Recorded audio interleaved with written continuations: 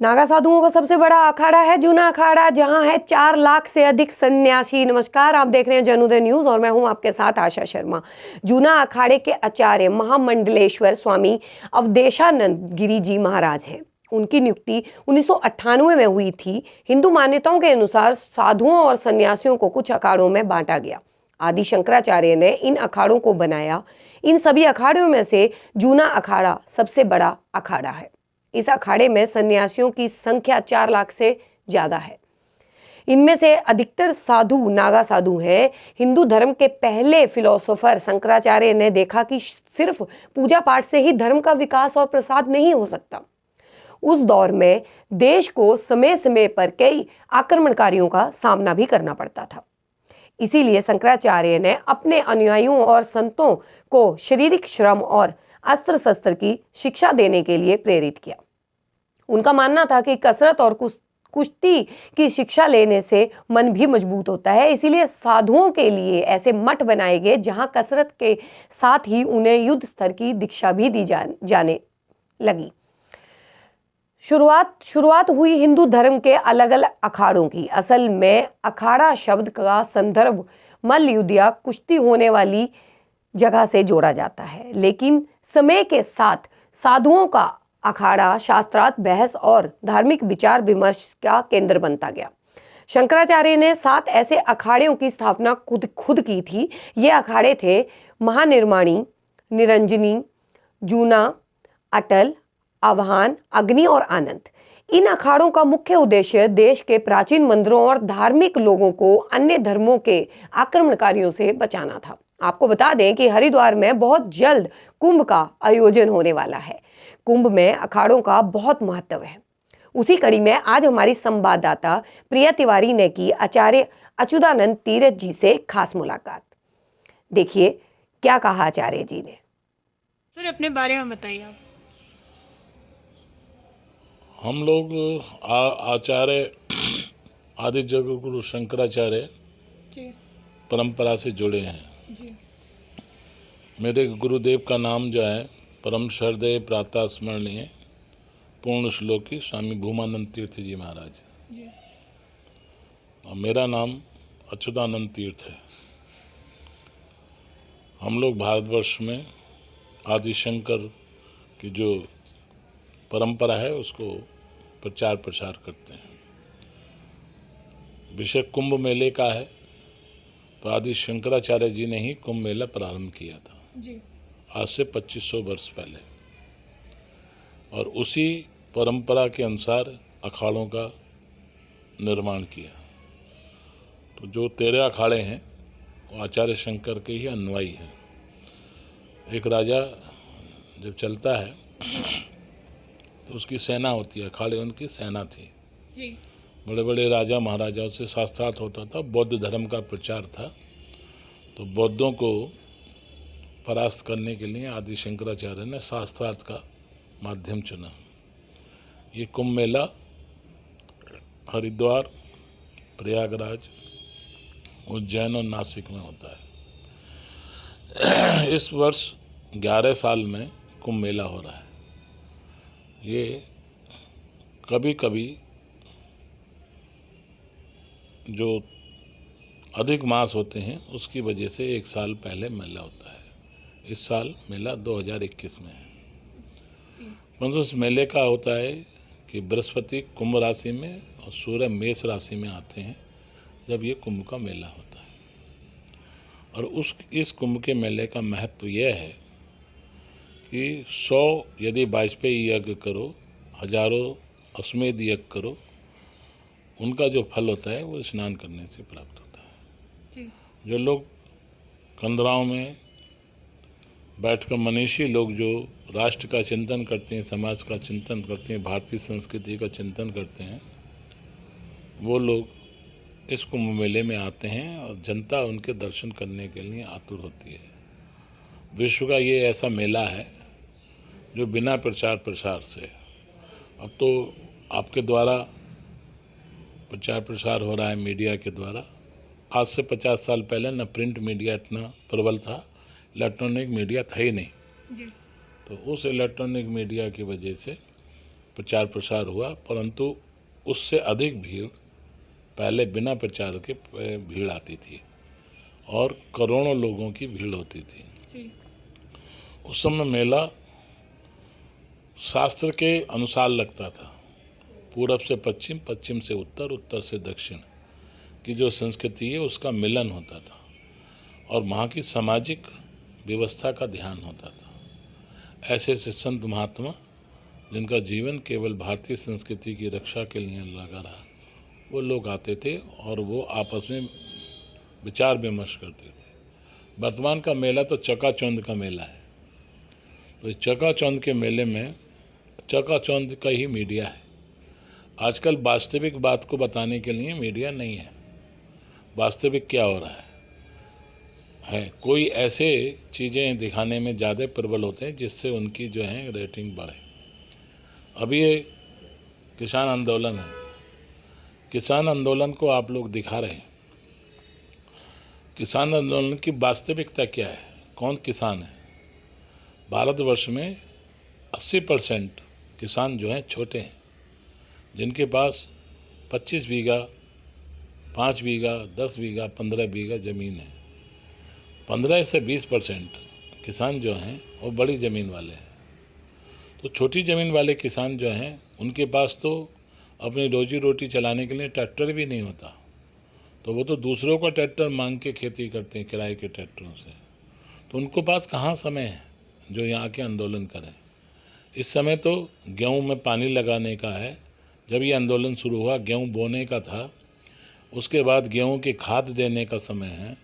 गन्ना बोते हैं तो गन्ना काटने का समय है, आलू खोदने का समय है। इस तरीके की है। उनके यहाँ पशु हैं घर में, वो पशु हैं, भैंसें हैं, गाय हैं। आजकल गाय कम पालते हैं, भैंसें पालते हैं। हम आपके माध्यम से कहना चाहते हैं जो गाय का दूध होता है वो माँ के दूध के बराबर होता है, इसलिए भैंसें नहीं पालें, गाय पालें। और भारतीय संस्कृति भी उसी को कहती है, भारतीय गाय को। इसलिए किसान है, किसानों का मेला नहीं है ये, किसानों का आंदोलन नहीं है ये। आंदोलन नेताओं का आंदोलन है, किसान नेताओं का आंदोलन है। और वास्तविक ये आंदोलन जो है भारतीय परंपरा को जो है किसानों को, बहुत किसानों ने आंदोलन किए। हम बूझना चाहते हैं कि जो राकेश टिकैत के पिताजी ने आंदोलन किया सन 1988 में, जब राजीव गांधी यहाँ प्राइम मिनिस्टर हुआ करते थे, तो उन्होंने आंदोलन किया। तो हम बूझना चाहते हैं उस समय उनकी संपत्ति कितनी थी और आज उनकी संपत्ति कितनी है। उस समय उनकी संपत्ति का मूल्यांकन करा, आज की संपत्ति का मूल्यांकन तो करोड़ों रुपया तो उनके पास। राकेश टिकैत पे कोई किसान कब है? भट्टे हैं उनके पास, कोठियाँ हैं, बंगले हैं, तो वो किसान कब हैं? जैसे भी कोई भी किसान है जो अपने को किसान बता रहे हैं, नेता बता रहे हैं, उनकी हैसियत तो नापी जाए, देखा जाए कि क्या है। किसान, वास्तविक किसान जो है वो खेतों में काम करता है। जब आप लोग एसी में सोते हैं तो 42 डिग्री टेम्परेचर पर किसान जो है गेहूँ काटता है, भूसा निकालता है, भूसा ढोता है। जब आप तापते हो, हीटर तापते हो, तो किसान अपने खेतों में पानी लगाता है। तो वास्तविक किसान नहीं है ये, किसानों का ये है, ओढ़े हुए लोग हैं। और इनकी जो मूल्यांकन करना चाहिए कि टिकैत के पास उस समय ज़मीन कितनी थी और आज ज़मीन कितनी है, उनके भाइयों पर, उनके रिश्तेदारों पर। तो ये सभी का मूल्यांकन, जितने भी नेता बने हुए हैं किसान नेता, मूल्यांकन है। आपका कहने का मतलब है जो सीमाओं पे किसान बैठे हुए हैं वो किसान नहीं है? हम ये नहीं कह रहे, वास्तविक किसान नहीं है ये। तो राज जो हैं, बड़े बड़े किसान जो हैं, जिनकी स्वयं आड़त की दुकानें हैं, वो किसान हैं।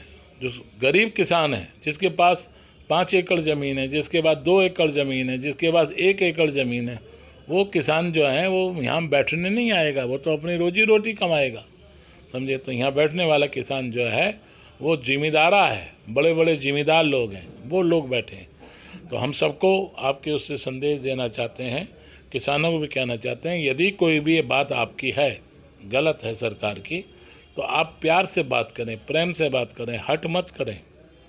हट से काम नहीं चलेगा। आप अन्नदाता हैं, किसान ऐसा अन्नदाता है कि वो मनुष्य को ही अन्न नहीं देता, पशुओं को भी देता है, पक्षियों को भी देता है, कीट पतंगों को भी देता है, कीड़ों को भी देता है। जो है भूमि के अंदर कीड़े होते हैं उनको भी भोजन देता है वो, पक्षियों को भी भोजन है, तोता है, चिड़ियाँ हैं, सब चुगती हैं। चूहों को, उनकी फसल जो है चूहे लोग बर्बाद करते हैं, उनको भी भोजन देता है। तो किसान तो भगवान का दूसरा रूप है, कृषक कहते हैं। पर जो सरकार है मगर उनकी बात तो अभी तक मानने को राजी नहीं है। ये सरकार का और उनका विषय है। किसानों को और सरकारों को समन्वय रखना चाहिए। यदि सरकार एक कदम आगे बढ़े तो किसान को 2 कदम आगे बढ़ाना चाहिए। मैं भी किसान हूँ, मेरे पास भी ज़मीन है, मैं भी खेती कराता हूँ, मेरे पास भी ज़मीन, मैं भी किसान हूँ, मुझे पता है किसान है। उस समय किसान कितना दुखी होता था जब बैल से करता था। अब तो मशीनें का युग है, कलयुग, कल पुर्जों का युग है। इसलिए किसान को समझदारी से काम लें, धरने से काम नहीं चलेगा, राष्ट्र का चिंतन करें। और वो तो किसान तो वो अन्नदाता है। मार्च में कुंभ का मेला है और उसमें क्या क्या सुविधा रहेंगी आप लोगों को? क्या क्या कोविड अभी चल ही रहा है, वैक्सीन आने के बाद भी फिर भी लोगों के अंदर अभी भी खतरा बना हुआ है, एक भय बना हुआ है कोविड को लेकर, उसमें क्या क्या सुविधा रखेंगे आप लोग? 2 गज की दूरी, मास्क जरूरी, और भारतीय संस्कृति अपनाएंगे। जो लोग भारतीय संस्कृति है, अभी दवाई आई है सालों में, और हमारे यहाँ 130 करोड़ जनता है और 22 करोड़ की जनता वाले जो हैं, 22 करोड़ जनता अमेरिका में, उसमें 4 लाख आदमी जो हैं वो है, करोड़ों आदमी ग्रस्त हैं। तो हमारे डीएनए में राष्ट्रीय कई जो पुरानी परंपरा है उन्हीं का है। जो है चीनी ना खाएं, खंड खाएं, गुड़ खाएं, समझे, काढ़े पिएं। जो हमारे यहाँ काढ़े होते, पहले जो है माताएं, दादी, नानी जो है काढ़े देती थी बच्चों को, बुखार आता था। तुलसी का सेवन करें, गिलों का सेवन करें, समझे, इलायची, लौंग, जावित्री, जायफल, इनका काढ़ा, अजवाइन, इनका काढ़ा बना के पिएं तो कोरोना कुछ नहीं है। हमने हज़ारों आदमियों को काढ़ा दिया, हमारा हॉस्पिटल है उसमें भी कोविड के बहुत लोग आए, हमने उन दवाइयों से अधिक काढ़ा दिया। दवाई तो अब आई है, इससे पहले क्या हुआ? भारत जीता किससे? भारत जीता हमारी संस्कृति से, हमारी दादी और नानी के परदादी के नुस्खों से जीता भारत। आज सब लोग जो है काढ़ा पीते हैं, दूर है। हमारे यहाँ पहले है कि सुबह को गुनगुना पानी पीना चाहिए, तो वही परंपरा हमारे यहाँ है, उसी परंपरा के अनुसार ये चल रहा है। हम सबको आह्वान करते हैं, आइए और हमारी परंपरा को अपनाइए। ये देश परंपरा है, परंपरागत है, हमारी संस्कृति है। इलेक्ट्रॉनिक मीडिया तो विदेशों का है, ये विदेशी संस्कृति को पहनता है। स्वयं आप लोग विदेशी कपड़े पहनते हैं, भारतीय कपड़ा पहनिए, भारतीय संस्कृति में रहिए। लोग ये देखिए आपको कितना सम्मान मिलेगा। आपका जो है सम्मान क्या है? आप आधुनिक जो है चीज़ों को जो है ग्रहण करते हैं। आज आधुनिक चीज़ों को है समय, पहले आप हाथ मिलाते थे। हम लोग साधु महात्मा कहते थे कि हाथ मिलाना हमारी परंपरा नहीं है, भारत की परंपरा नहीं है, हमारा प्रणाम करने का परंपरा है। हाथ जोड़कर प्रणाम करना, इस तरह नमस्कार करना। आज पूरा विश्व नमस्कार कर रहा है। क्यों कर रहा है? क्यों हम लोग भारतीय हैं, हम विश्वगुरु हैं, विश्वगुरु हैं, विश्वगुरु थे, विश्वगुरु रहेंगे। इसलिए हमारी परंपरा अपनाइए। यही हम कहते हैं, भारतीय परंपरा को अपनाओगे तो विश्व भी शांति से रहेगा, अशांत नहीं रहेगा। सर्वे भवन्तु सुखिनः, सर्वे सन्तु निरामया। इसी बात को कहकर अपनी वाणी को विश्राम देते हैं। धन्यवाद sir. Please like, subscribe our channel Jan Uday and hit the bell icon.